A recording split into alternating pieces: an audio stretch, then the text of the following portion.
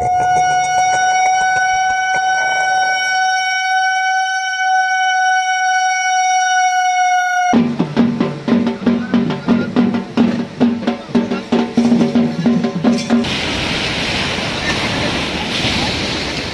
তো ভাবতেই পারছি না, মনে হচ্ছে না পুরীতেই চলে এসেছি, দীঘাতেই চলে এসেছি, এত বড় বড় ঢেউ হচ্ছে।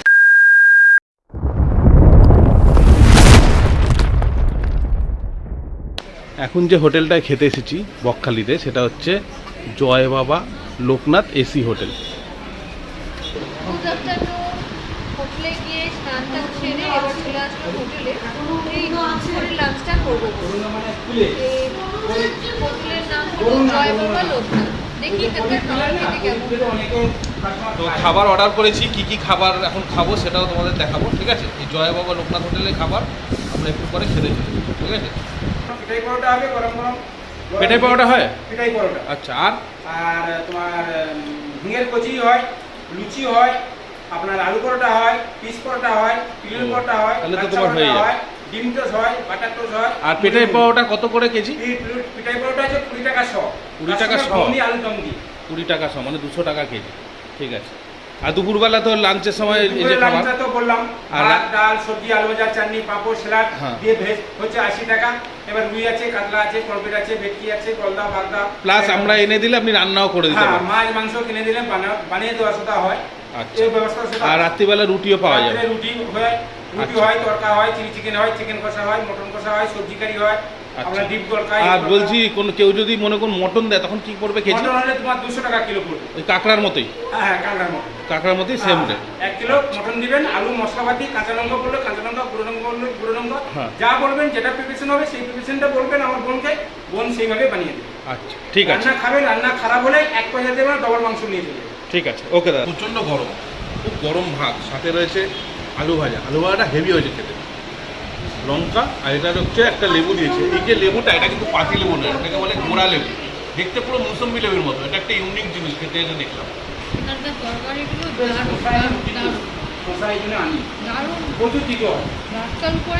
হোটেল কিন্তু অসাধারণ, একটা গ্রামের মানে কাঠের জালে রান্না আলাদাই স্বাদ। এখানে কি কি এখন দিচ্ছে নতুন সবজিটা কি? বাঁধাকপি আলু দিয়ে একটা তরকারি। বকখালিতে চলে এসেছি, আমার বেশ ভালোই লাগছে। আর একটা ভালো হোটেলও পেয়েছি, তোমাদের এসি হোটেল। আর এখন আমার খাওয়া দাওয়া হয়ে গেছে, রান্না হয়ে গেছে, ওই জন্য আমি সেন্টার ফুড খাওয়ার পর আমি এইটা খাচ্ছি। এটা কি খাচ্ছ তুমি? এটা 7 আপ ক্যান। আচ্ছা, একদম পুরো ঠান্ডা। আচ্ছা। দুপুরের খাওয়া দাওয়া সেরে আমরা চলে গেলাম সি বিচের কাছে, সি বিচটা একটু ঘুরে দেখব বলে। তো অ্যাট লাস্ট চলে এসেছি সাদা বালির বিচ, হোয়াইট স্যান্ড। এই হচ্ছে বকখালি সাদা বিচ, দেখতে পাচ্ছ? দারুণ দারুণ একটা হাওয়া চলছে জোরে, এত সুন্দর লাগছে। আর ওই যে দূরে দেখতে পাচ্ছ আমার পেছনে, পুরো মনে হচ্ছে একটা আইল্যান্ড রয়েছে, গ্রিন কালারের কিছু ঝাউবন দেখতে পাচ্ছি। আর সমুদ্র রয়েছে পেছনে, এখন এই সমুদ্রতে যাবো পেছনে। অসাধারণ লাগছে, অসাধারণ। ভিডিওটা দেখতে থাকো, যদি ভালো লাগে লাইক, একটা কমেন্ট এবং অবশ্যই শেয়ার করতে ভুলো না কিন্তু। আর যদি চ্যানেলে নতুন হয়ে থাকো অবশ্যই করে দেবে কি সাবস্ক্রাইব, ঠিক আছে? তো চলো আমি সমুদ্রের দিকে যাই, তারপরে তোমার সাথে আবার কথা হবে।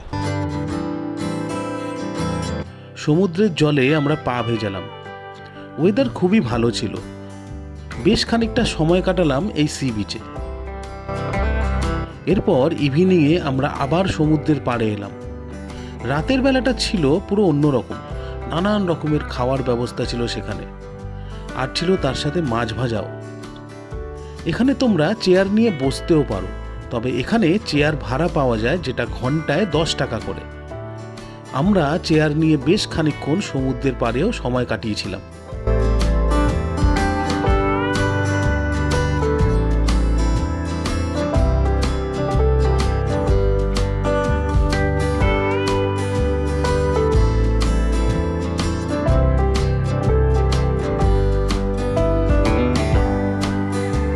এখন আমরা চলে এসেছি সি বিচের সামনে, যেখানে ভ্যারাইটি সব মাছ ভাজা বিক্রি হচ্ছে, যেরকম দীঘাতে বিক্রি হয়। তো মাছ ভাজার এক্সপিরিয়েন্সটা কীরকম সেটা ও বলবে, বলো। কি বলুন তো, অনেক দোকানে দেখলাম কিন্তু মাছ ভাজা বা মাছগুলো ফ্রেশ মনে হলো না। তাই ইচ্ছে করলো না যে খাই। অনেকগুলো দোকান দেখলাম, বেশ অনেক দোকানই আছে। তোমায় দেখাবো মাছ ভাজাগুলো যে বিক্রি হচ্ছে, প্রচুর রয়েছে, ঠিক আছে, স্যারে পরপর রয়েছে যেরকম দীঘাতে, কিন্তু তাও মনে হলো যে একটুখানি কিরম যেন কিন্তু হলো, তাই জন্য এটা আমাদের মতামত, ঠিক আছে, এবার তোমরা এলে বুঝতে পারবে। তো এই হচ্ছে পেছনটা দেখতে পাচ্ছ, এখন আমরা সি বিচে রয়েছি সন্ধ্যাবেলাটা। সমুদ্র এখন অনেক দূরে রয়েছে, কাছে নেই। তার চারপাশে সমস্ত রকমের ঝালমুড়ি থেকে শুরু করে মাছ ভাজা থেকে শুরু করে সব কিছু বিক্রি হচ্ছে।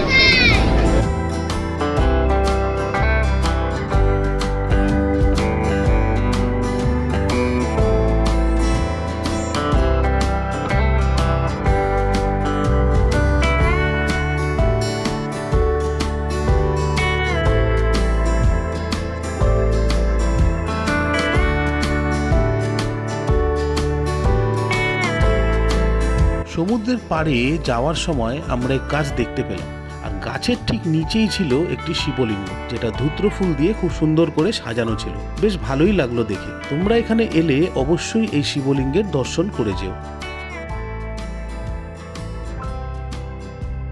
চিকেন আর রুটি,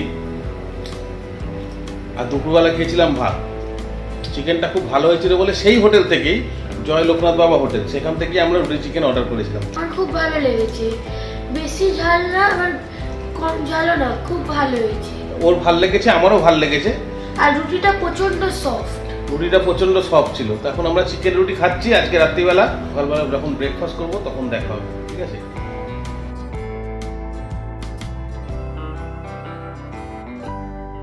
পরের দিন সকালে আমরা বেরিয়ে পড়লাম ব্রেকফাস্ট করতে, আর ব্রেকফাস্ট করলাম আদি বনশ্রী এসি হোটেলে। এই হোটেল শুনেছি খুবই ফেমাস এখানকার। সেখানে আমরা পেটাই পরোটা আর ঘুগনি খেলাম। এই বনশ্রী হোটেলের খাওয়া কিন্তু আমাদের খুবই ভালো লেগেছিল। তোমরা এলে এই হোটেলে এখানকার খাবার খেয়ে দেখতে পারো।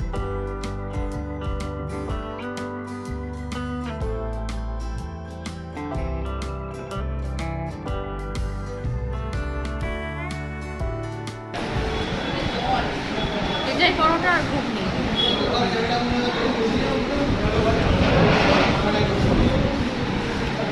কিরম হচ্ছে পেটাই পরোটা আদি বনশ্রী হোটেলে?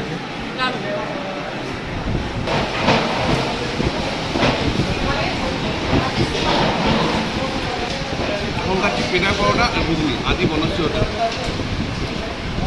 পেটাই পরোটা খুব ফেভারিট। এইখানে মক্কারে যদি আসো, আদি বনশ্রী হোটেল থেকে পেটাই পরোটা আর ঘুগনি তোমরা ট্রাই করতে পারো, ঠিক আছে। এখন আমরা খাই।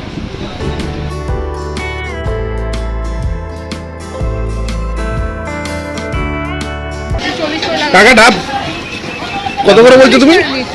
50 করে বড়গুলো, ছোটগুলো 40। না, তুমি 40 করে দাও। এগুলো সব 30-40 টাকার তো হয়তো। তুমি আমার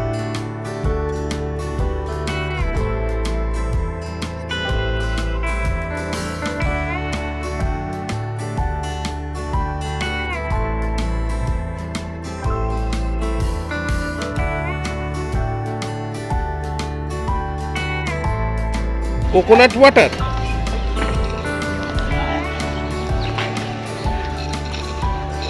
কিরকম লাগছে কোকোনাট ওয়াটারটা? ভালো লাগছে, মিষ্টি না? প্রচন্ড মিষ্টি আর অনেকটা পরিমাণে জল আছে।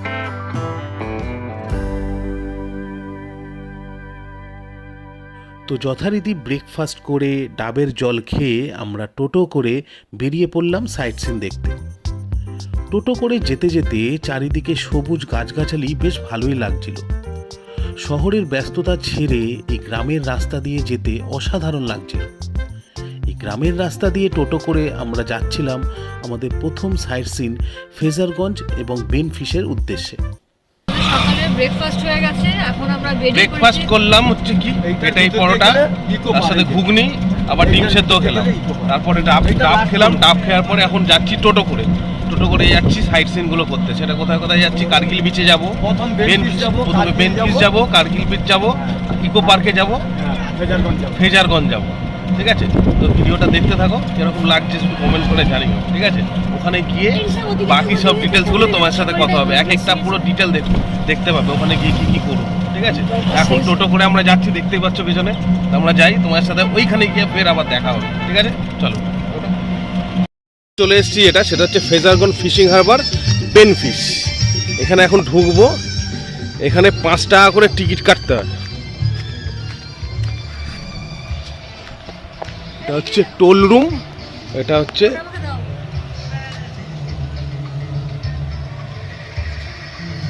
পাঁচ টাকা করে টিকিট, আমাদের 5 জনের কেটে নিচ্ছে।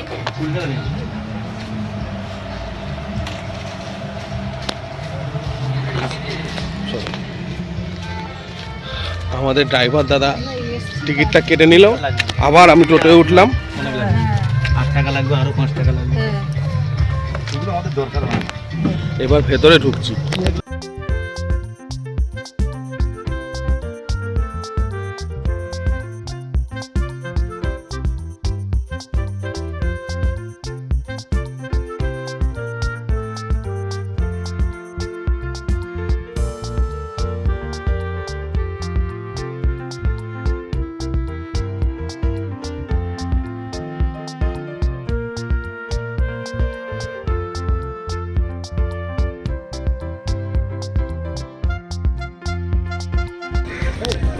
কত মাছ দেখ, ওই দেখ, এই তো দেখো না, এটা দেখছো ছোট ছোট মাছের বাচ্চা। বেন ফিশে গিয়ে আমরা দেখলাম সমস্ত ট্রলার করে বিভিন্ন রকমের মাছকে জাল থেকে ছাড়ানো হচ্ছে। আমরা এই দৃশ্য কিছুক্ষণ দাঁড়িয়ে দেখলাম, আমাদের বেশ ভালোই লাগলো। এই যে পেছনে ট্রলার রয়েছে, এই যে মাছ ধরছে দেখতে পাচ্ছি, এখানে সব লোকেরা, ছাতাটা একটু সরা, ঠিক আছে, এই যে এখানে দেখতে পাচ্ছি সব ইয়ে রয়েছে পেছনে। এটা কোথায় চলে এসেছি? এটা চলে এসেছি আমরা বেন ফিশ। কত রকম মাছ রয়েছে এখানে, পমফ্রেট মাছ আছে, ট্যাংরা মাছ আছে। আর একটা কথা, এই ট্রলারটা মাত্র ফিরেছে, মাছ ভর্তি ট্রলার নিয়ে ফিরেছে, জাল থেকে মাছগুলো বের করা হয়েছে। আর তোমরা দেখো, সেই জাল থেকে যে মাছ বের করছে সেখানেই এখন আমরা দাঁড়িয়ে আছি কিন্তু, ঠিক আছে। তো ভিডিওটা দেখতে থাকো, আর অবশ্যই ভালো লাগলে লাইক, কমেন্ট এবং সাবস্ক্রাইব, ঠিক আছে। এবার তোমাদের বাকি অংশ দেখাতে চলেছি, দেখতে থাকো ভিডিওটা, স্কিপ না করে, ওকে চলো।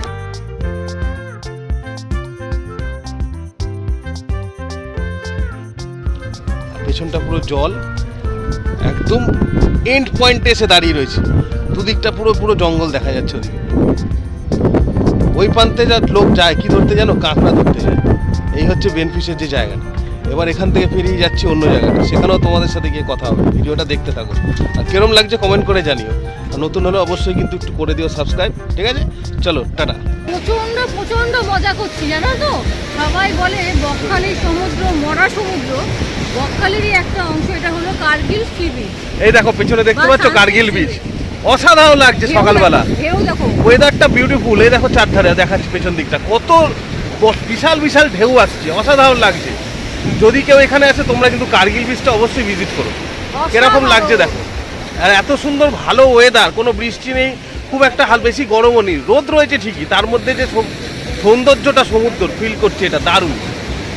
এটা হচ্ছে সেই কার্গিল বিচে আমরা এখন এই মুহূর্তে দাঁড়িয়ে আছি, ঠিক আছে। তো কিরকম লাগছে ভিডিওটা জিজ্ঞেস করো। ঢেউটা আর ঢেউয়ের শব্দ তোমরা শুনতেই পাচ্ছ, ঢেউগুলো দেখো দীঘা পুরীর থেকে কম নয়, কোনো অংশে কম নয়। এত বড় বড় আমরা তো ভাবতেই পারছি না, মনে হচ্ছে না পুরীতেই চলে এসেছি, দীঘাতেই চলে এসেছি, এত বড় বড় ঢেউ হচ্ছে।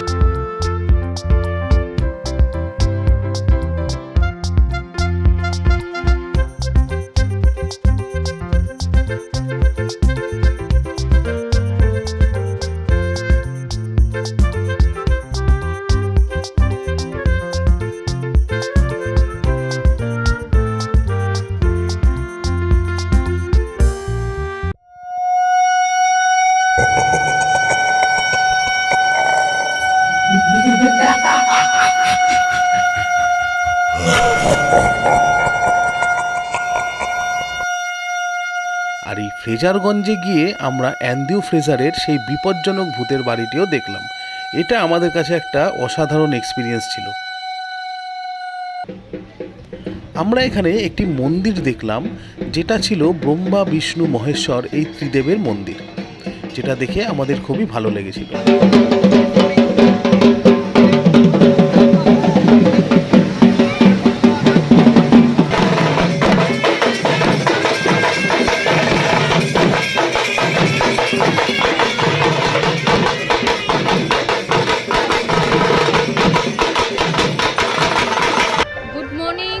দেখতে পাচ্ছ প্রচন্ড রোদ উঠে গেছে আজকে ফেরার বেলা।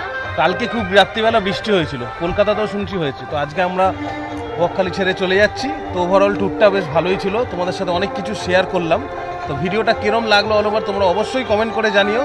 আর যদি ভালো লেগে থাকে তাহলে লাইক এবং ভিডিওটা শেয়ার করো এবং চ্যানেলটিকে সাবস্ক্রাইব করতে কিন্তু ভুলো না, ঠিক আছে?